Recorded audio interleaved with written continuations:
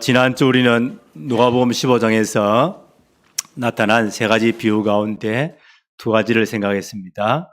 양 100마리가 있는데 한 마리를 잃어버렸다. 진짜 목자는 어떻게 한다고요? 찾을 때까지 찾아낸다.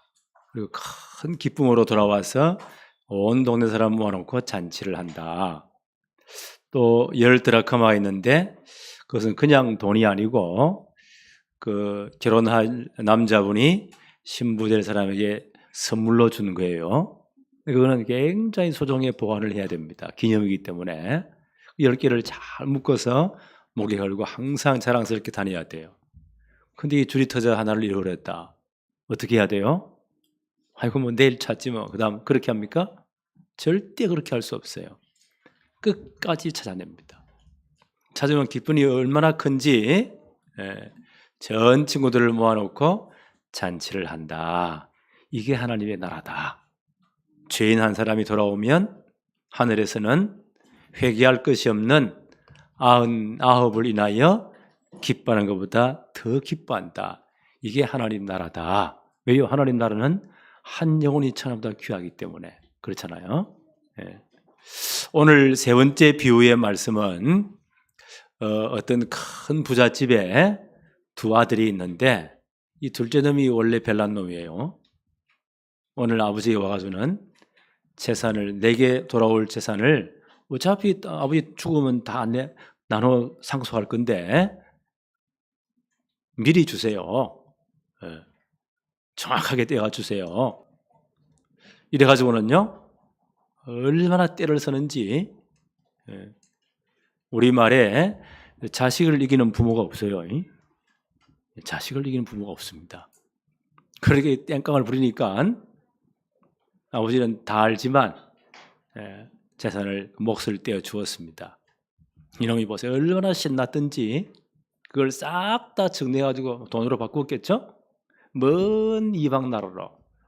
아버지 간섭 안 받겠다는 거야. 내 맘대로 살겠다는 거야.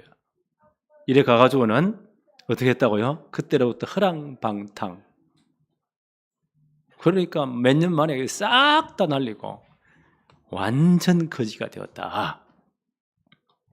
근데 설상가상 그 나라에 큰 흉년이 왔다.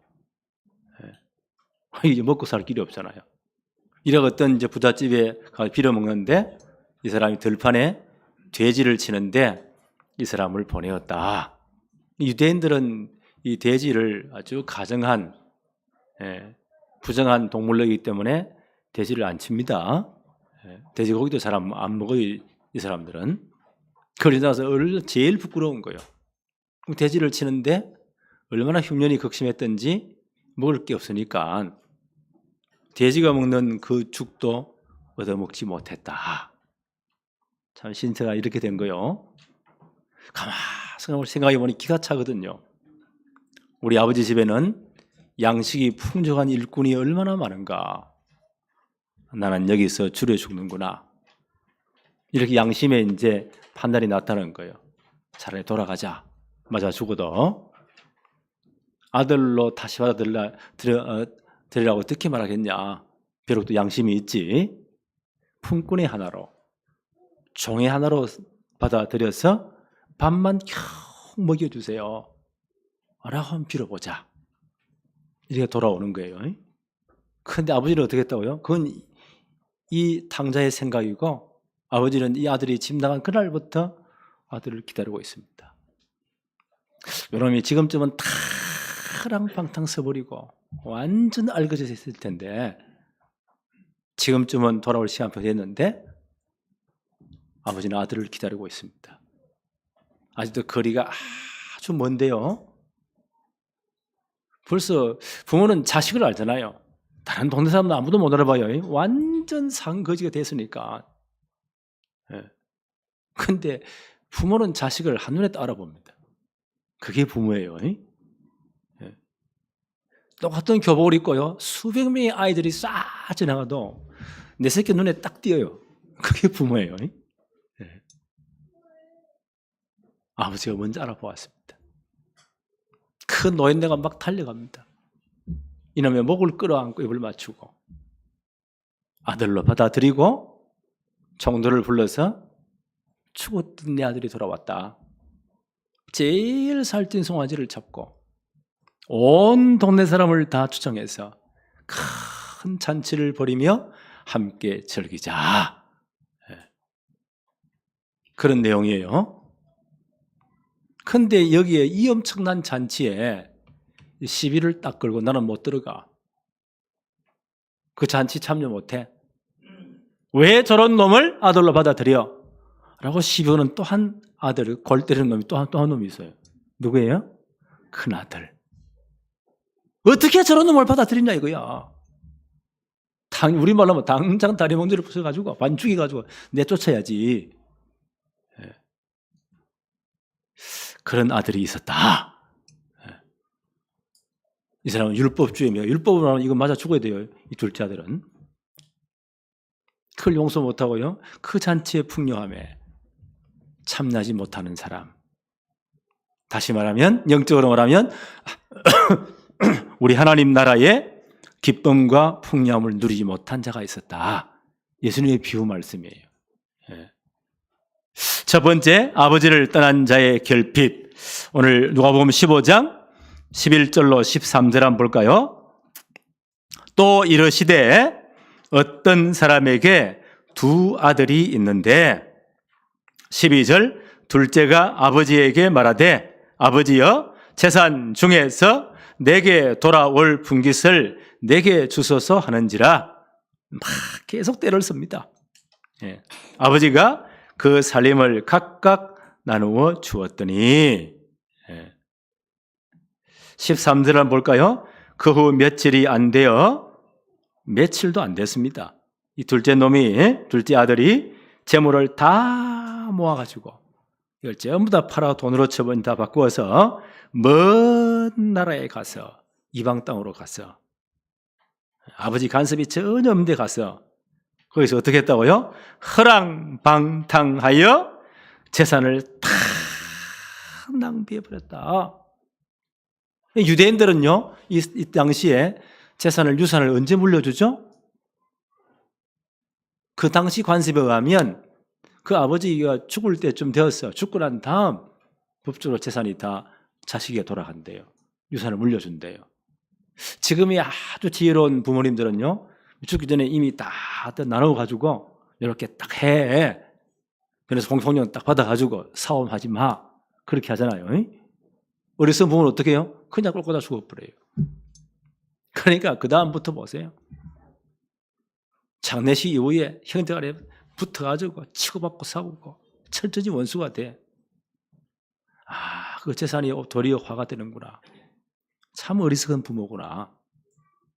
그러니까 지혜 있는 부모들은요, 이미 죽기 전에 다 나누잖아요. 근데 유대 사회는 그때는 아예 율법으로 정해놨습니다. 장자에게는 다른 차자의 2배의 몫을 줘라. 그게 율법이에요. 그 당시 관습으로는 부모님이 돌아가시고 나서 자식들이 유산을 다 물려받아요. 그게 그 당시 관습이에요. 근데 둘째 아들이 얼마나 별나냐. 미리 달라 이거야. 그래 그 말은 아버지 빨리 죽으란 말인데 아주 이런 못된 놈이 어디 있습니까? 이왕 줄 거니까 주세요. 신명기 21장 17절에 장자에는 2배의 몫을 줘야 된다. 그 율법이에요. 그게 아들이 둘이니까요. 아버지 돌아가시고 나면 재산을 3분의 1로 딱 세등분을 나눠가지고 3분의 2는 장자에게, 그렇죠? 3분의 1은 둘째 아들에게 주게 돼 있어요. 이놈이 보세요. 아버지 돌아가시 전에 억지로 다 받아. 이런 앙어리야 못된 놈이 어디 있습니까? 다 챙겨가지고는 그걸 돈으로 바꾸었어요. 아버지 간섭이 없는 먼 이방 땅에 가서 허랑방탕 다 써버렸다. 나중에 완전 알거지가 되어버렸다. 어느 정도입니까? 14절부터 한번 볼까요? 14절에서 16절에 다 없앤 후에 그 나라에 크게 흉년이 들어 그가 비로소 궁핍한지라. 비로소 궁핍한지라. 이제 깨닫는 겁니다. 15절에 가서 그 나라 백성 중 한 사람에게 붙여 사니 그가 그를 들로 보내어 돼지를 치게 하였는데 16절에 더 비참한 것은요. 그가 돼지 먹는 쥐염 열매로 배를 채우고자 하되 주는 자가 없는지라. 이것도 더 먹을 수가 없어요. 참 진짜 불쌍하게 되었죠. 여기 영적으로 말하면요. 하나님 떠난 인간의 결핍이에요. 그렇죠? 하나님의 형상대로 창조된 인간에게 하나님 에덴 동산의 모든 축복을 다 줬어요. 1일부터 6일 창조에 우리는 믿는데 5일까지 모든 창조는 마지막 6일 창조, 인간의 창조죠. 인간을 위해서 모든 걸 다 만드셨고 최고 축복의 에덴 동산에서 모든 걸 다 줬어요. 지배하고 정부하고 다스리고 영원토록 누려라. 근데 사단이 어떻게 해요? 아담과 하와를 꼬십니다. 하나님의 언약을 깨뜨리고 하나님 떠난 네 마음대로 살면 하나님 언약의 정표로 준 선악을 알게 하는 나무의 실과를 따먹고 하나님 언약 깨뜨려 하나님 떠나버리라. 뭐든 하나님 섬기냐? 내 눈이 밝아서 하나님처럼 된다. 이 눈이 뒤집힌 겁니다. 하나님의 언약을 깨뜨려 하나님 떠나버리면 죄를 짓고 그때부터요. 창세기 3장 보세요. 인간의 모든 결핍이 다 온 겁니다. 모든 문제가 다 온 겁니다. 지금까지. 그렇죠? 예. 이걸 영적으로 말하면 에베소 2장 1절에 죄와 허물로 죽었던 너희들이다. 원죄와 저범죄를 하나님과 영원히 분리된 영적으로 분리된 너희들이다. 하나님과 분리되어 버렸어요. 영적으로 죽었다고 표현해요. 그러니까 요한복음 8장 44절 영적으로요. 너희 아비 마귀 사단에게 딱 잡혀버린 겁니다. 소속. 그럼 어떻게 살아가요? 히브리 2장 15절에 죽기를 무수함으로 일평생에 매어 촌으로 단다. 인간이 이렇게 딱 돼버린 겁니다. 그냥 그러니까 늘 불안해요. 네. 그렇잖아요. 죽기를 무수함으로 일평생 매어서 촌으로 단다. 네. 이 하나님 떠난 인간의 모습입니다. 이걸 어떤 사람들은요, 운명 사주팔자로 그렇게 설명하기도 합니다. 하나님 떠난 자. 이런 결핍 문제가 온 겁니다. 오늘 이 아들이 이 꼬라지가 딱 되니까요, 이때 이제 정신이 드는가 봐요. 여기서 내가 굶어 죽는구나. 참, 내 신세가 진짜 처량하구나. 곰곰이 생각해 보았어요. 17절부터 한번 볼까요? 이에 스스로 돌이켜 이르되 내 아버지에게는 양식이 풍족한 품꾼이 얼마나 많은가. 아마 이 집이 잘 사는가 봐요. 종들도 꽤 많은가 봐요. 이 부잣집이니까 이 종들도 양식이 풍성합니다. 품꾼이 얼마나 많은가. 그러나 나는 여기서 줄여 죽는구나. 18절에 내가 일어나 아버지께 가서 이르기를 아버지여 내가 하늘과 아버지께 죄를 지어 사오니 지금부터는 아버지의 아들이라 일컬음을 감당하지 못하겠나이다. 양심은 있는가 봐요. 나를 품꾼의 하나로 보소서 하리라 하고 이렇게 한번 빌어보자. 그래서 돌아갔다는 거예요. 로마서 2장 14절 15절에 보니까 하나님 떠난 인간들 불신자들도 그 양심이 자기 자신에게 율법이 된대요. 이게 잘 됐는지 잘못됐는지 하나님께 진짜 내가 죄를 지었는지 양심이 그 판단 기준이 된다는 거예요. 우리 다 양심이 있잖아요. 그렇게 막 엉뚱하고 우리 대단한 놈 보고 우리 뭘 합니까? 양심이 있냐 없냐? 그러잖아요. 근데 양심에 손을 얹고 생각해 보라고 그러잖아요. 그게 모든 불신자들은 그 양심이 자기가 율법이 되는 거예요. 양심을 다 줬기 때문에. 물론 그게 화해만 양심이 돼가지고 희한한 놈들도 많이 있어요. 근데 이 양반이 양심을 생각해 보니까 내가 하나님과 아버지께 진짜 죄를 지은 놈이구나. 내가 정말 몹쓸 짓을 했구나. 여기 있으니 누구도 안 도와주잖아요. 굶어 죽는구나. 하나님 떠난 인간의 본질이. 하나님께 돌아가야만 됩니다. 그 양반이요, 아버지께 돌아가자. 가서는 어떻게 아들로 받아달라고 말하겠냐. 양심이 있지. 차라리 종의 하나로 받아들여서 밥이나 먹고 살자.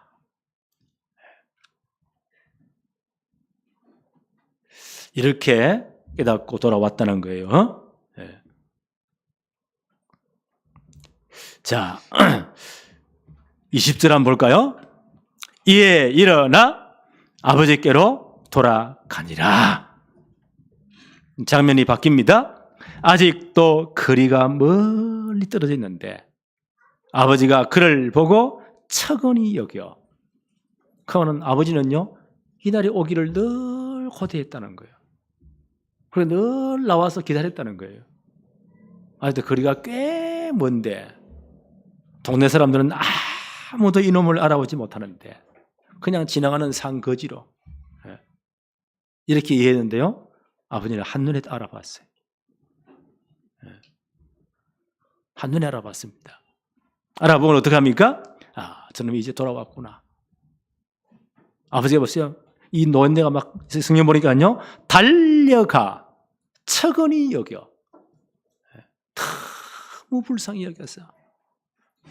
이 아버지의 마음에는요, 이놈의 새끼 오기만 하면 때려 죽인다, 이렇게 벼르고 있을까요? 아니면요, 이놈이 빨리 돌아와야 되는데 이미 나는 다 용서했는데 이놈이 얼마나 고생할까, 그런 마음이겠습니까? 아니면요, 오기만 와라, 반 죽인다, 그런 마음일까요? 척은히 여겼다. 이놈이 빨리 돌아와야 되는데 얼마나 저놈이 고생했을까. 아버지는 보자마자 척은히 여겼어. 달려 뛰어가는 겁니다. 이놈의 목을 끌어안고요, 입을 맞추고 잘 돌아왔다고. 왜 그렇게 아버지 이 노인네가 막 뛰었을까요? 그 당시 상황이에요. 그 당시 유대 나라의 관습풍습은 이런 아주 방탕한 아들이 있으면요, 그 동네 장로님들이 이런 걸 불러다가 모든 걸 조사하고 율법에 의해서 이런 놈을요 돌로 쳐 죽여야 돼요. 그래야 그 동네에 악을 제하는 거예요. 본보기로. 그 율법이었어요. 어디 나옵니까? 신명기서 21장 18절로 21절에 이런 도무지 부모를 듣지 않고 늘 술에 취하고 허랑방탕하고 이런 놈이 있으면 그 동네 장로들에게 고발할 것이고, 그 장로들은 그를 온 사람 다 모아놓고 그 죄를 다 밝히고 돌로 쳐 죽여야 돼요. 아마 뒤에 나오는 이 큰아들이 이 사람이 진짜 골 때리는 사람이거든요. 너무 바른 사람인데 진짜 율법적이에요. 이 양반이 동생이 이해될까요? 아마 동네만 돌아다니면서 동생이 얼마나 나쁜 놈인지 아마 소문을 몇 년 동안 계속 다내놨을 거예요. 절대로 우리 집안에 들이면 안 돼. 오면 때려 죽여야 돼. 동네 사람 다 알 거예요. 아마.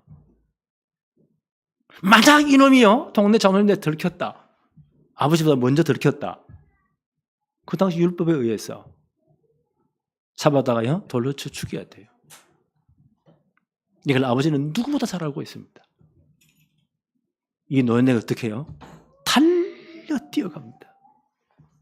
이때는 초인적인 능력이 나오는 거예요. 한번 보세요. 초인적인 능력이 나와요. 네. 이놈을 끌어안습니다. 동네 사람이 돌을 들러 치려고 해도 어디요? 못 치는 겁니다. 아버지가 이놈을 끌어안았기 때문에. 그렇죠. 아버지가 이놈을요 덮었기 때문에. 그래서 오늘 제목이 율법을 덮고 뛰어넘는 아버지의 사랑이에요. 저놈을 반드시 율법에 죽게 되는데 세상으로 볼 때 말이 안 되잖아요. 큰아들 말이 맞잖아요. 저런 놈은 신명기 21장 율법에 의해서 반드시 죽여야 돼요. 동영상 준다 박수 맞서 옳소. 맞는 말이에요. 그런데 아버지는 달라요. 이놈을 끌어안습니다. 율법을 덮고 뛰어넘는 사랑이에요. 누가 그들의 돌을 던지겠어요? 이놈이 양심이 있잖아요. 이렇게 말을 합니다. 21절 한번 볼까요? 아들이 이르되 아버지여 내가 하늘과 아버지께 죄를 지었사오니. 그죠? 율법으로는 죄를 깨닫게 만드는 거예요. 율법은 죄를 깨닫게 만드는 겁니다. 로마서 3장 20절에 양심이 그의 율법이 되었다고 했잖아요. 죄를 지어사오니 지금부터는 아버지의 아들이라 일컬음을 감당하지 못하겠나이다. 맞는 말이에요. 율법적으로. 그럼 아버지는 뭐라고 말해야 돼요? 좋다. 네가 진짜 깨달았구나. 그럼 법대로 하자. 맞아 죽어야 되는데 죽진 않았으니까 지금부터는 뭐냐? 가장 낮은 종으로 출발하자. 그래가지고요, 진짜 네가 회개하고 탁탁 일어서면, 돌아서면, 이만큼 수준에 올라오면 아들로 인정해 줄게. 그랬습니까? 보통으로 이렇게 생각해요. 보통으로 이렇게 생각해요.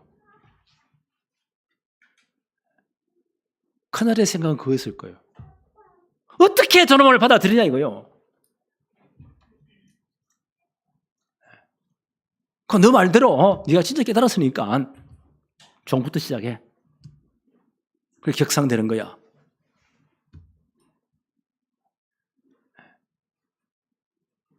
아버지는 이 말을 완전히 무시해버립니다. 아버지는 뭐라고 말하죠?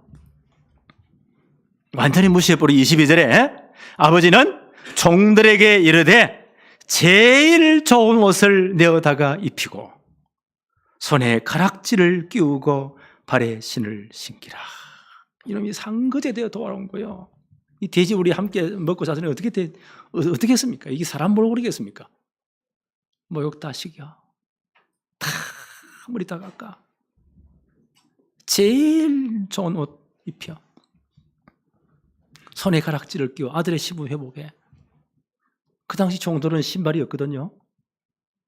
아들의 모든 권위를 인정해서 신발 신겨. 그리고 뭐라고 말합니까? 23절에 그리고 살찐 송아지를 끌어다가, 제일 비싼 고기가 송아지 고기예요. 살찐 송아지 고기예요. 소고기 파티를 하는 겁니다.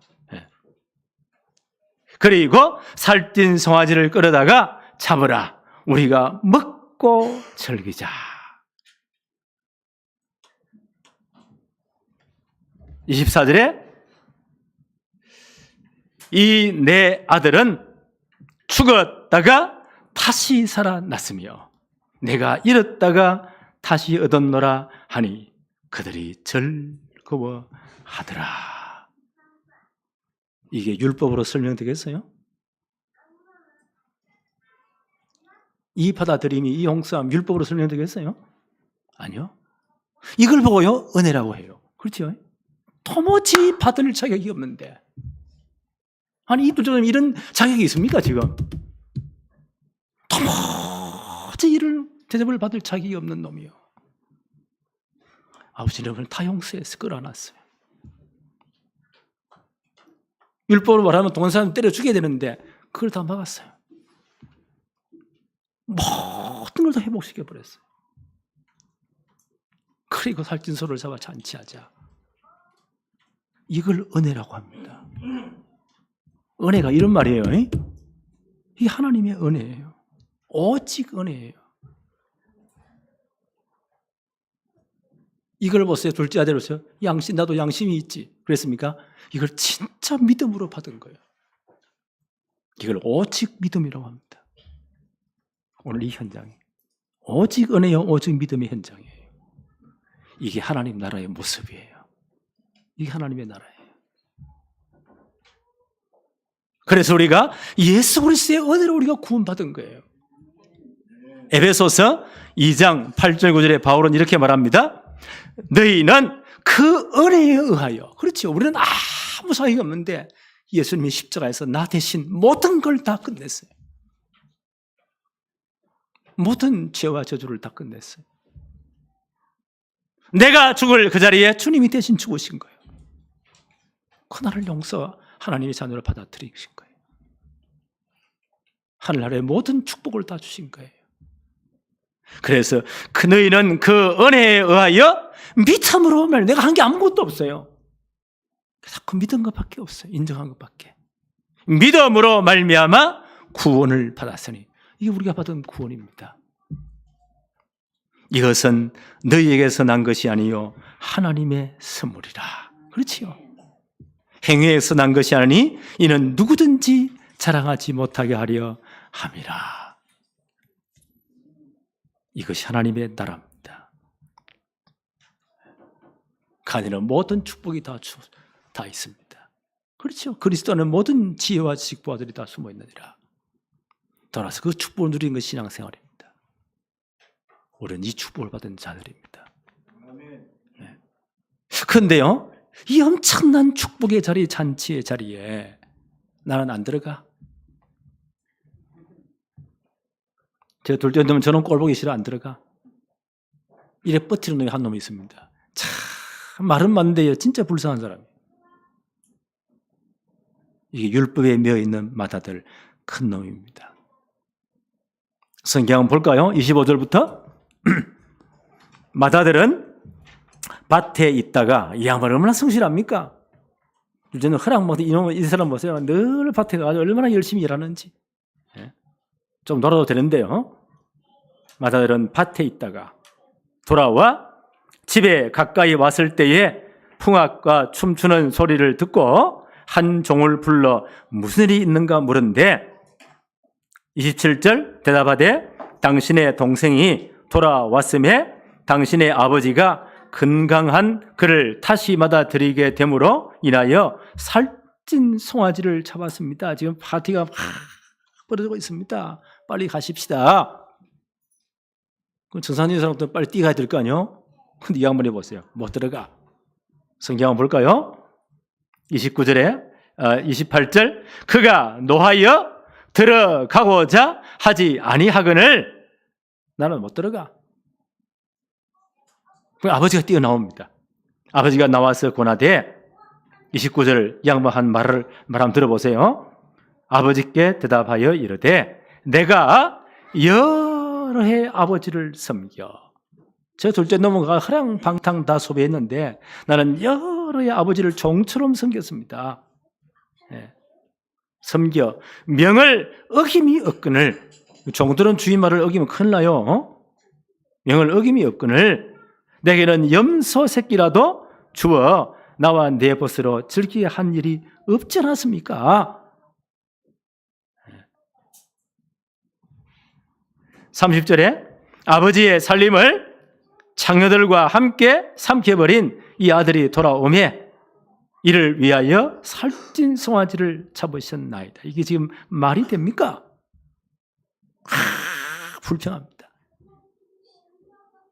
이분의 말을 잘 분석해 보면요, 자기를 아들이 아닌 품꾼, 일꾼으로 그렇게 자기를 비하해요.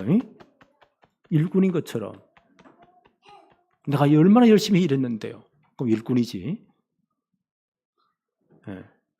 내게는 삭스를 준 적이 있습니까? 그럼 사꾼이지.